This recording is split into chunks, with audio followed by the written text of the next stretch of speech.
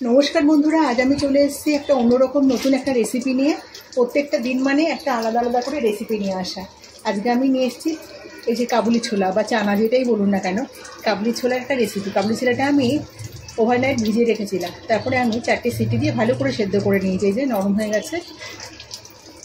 আর সেদ্ধ করছি এগুলো দেখাতে গেলে ভিডিওটা অনেক বড় হয়ে যায়। আর এখানে একটু মোটা মোটা করে আলু কেটে নিয়েছি।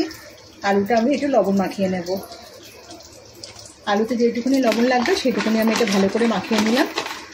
আর আমি কিন্তু আজকে কোনো শিলনোড়াই বলুন মিক্সিতে বলুন কোনো মশলা কিন্তু আমি বেটে সেভাবে রান্না করব না। এইটুকুনি আদা আমি গেটারে ঘষে নেবো, আর এই টমেটোটাও আমি গেটারে ঘষে নেবো। বড় একটা টমেটো নিয়েছি, আর এখানে কটা কাঁচা লঙ্কা নিয়েছি। সম্পূর্ণ নিরামিষ একটা রান্না, অসাধারণ খেতে। আমি এগুলো ঘষে নিয়ে পরে আমি আসছি। টমেটোটাকে গেটারে ঘষে নিয়েছি, আর আদাটা এই যে ঘষে নিয়েছি। এখানে কড়াইতে সর্ষের তেল বসিয়ে দিয়েছি। রান্নাটা আমি সর্ষের তেলই করব। তেলটা গরম হওয়ার অপেক্ষা করছি। তেল গরম হয়ে গেছে, এখন আমি ফোড়নে দেবো কালো জিরে, একটা শুকনো লঙ্কা, একটা কাঁচা লঙ্কা।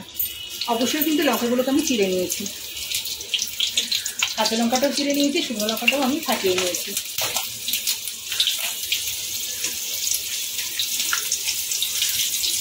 ফোড়ন থেকে সুন্দর গন্ধ বেরোতে শুরু করেছে। এখন আমি কেটে রাখা আলুগুলো, যেটা আমি নুন মাখিয়ে রেখেছিলাম, আলুগুলোকে দিয়ে দিলাম। গ্যাসের আঁচটাকে মিডিয়ামে রেখে আলুটাকে আমি লাল লাল করে ভেজে নেব। আলুটা একবার লাল লাল করে ভেজে নেওয়া হয়ে গেছে। আলু কিন্তু অলরেডি সেদ্ধও হয়ে গেছে, এই যে প্রায় সেদ্ধ হয়ে গেছে। এবার এর মধ্যে যেটাতে ঘষে রাখা আদাটুকু দিয়ে দেব। আদাটা দিয়ে নেড়ে নিলাম। আদাটা কিন্তু বেশি ভাজার দরকার নেই। টমেটো বাটাটা দিয়ে দিলাম।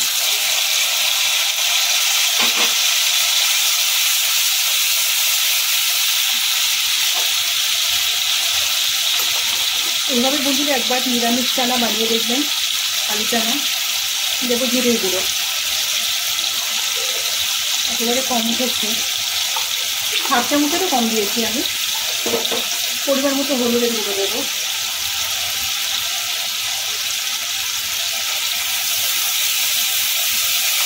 চিড়ে রাখা 4টে কাঁচা লঙ্কা এর মধ্যে দিয়ে দেবো। আমি যদি এখানে শুকনো লঙ্কা বাটার ব্যবহার করিনি, একটুখানি কাশ্মীরি লঙ্কার গুঁড়ো আমি ব্যবহার করব কালারের জন্য, একদমই কম।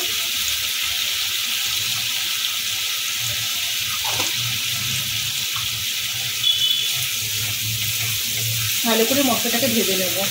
সামান্য একটু জল দেবো, নাহলে আটকে যাবে।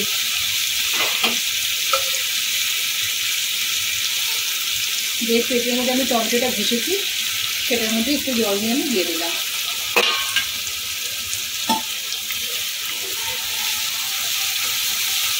গ্যাসটাকে হাইতে রেখে মশলাটাকে ভালো করে ভেজে নিচ্ছি। মশলাটাকে ভালো করে ভেজে নেওয়া হয়ে গেছে। এবার আমি চানাটা দেবো।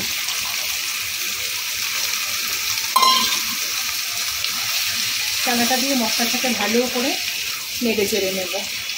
আর আমি চানাটাও লবণ দিয়ে সেদ্ধ করেছি, আলুটাও লবণ মাখিয়ে রেখে ভেজেছি। এখন আমি অল্প লবণের ব্যবহার করব। আমি আর প্লেন লবণ দেবো না, আমি একটু বিট লবণ দেবো, তাহলে কিন্তু স্বাদটা অনেক ভালো হবে। আর আমি সব রান্নায় চিনি ব্যবহার করি, যারা আমার ভিডিও দেখেন তারা জানেন। আমি এখন একটুখানি 1/2 চামচ চিনি দিয়ে দেবো।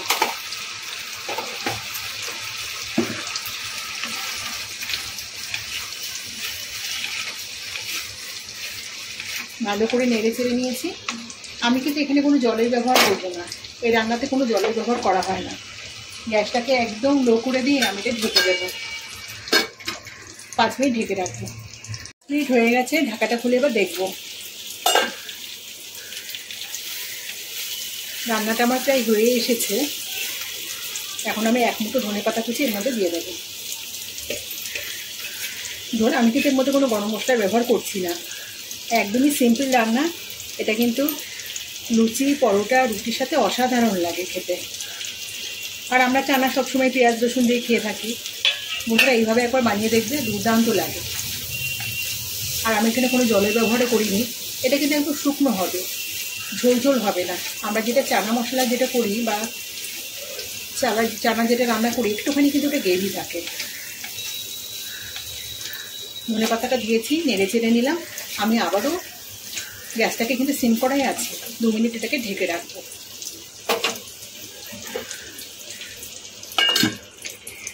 আমি গ্যাসটাকে বন্ধ করে দিলাম, ভালো করে নেড়ে চেড়ে নিলাম।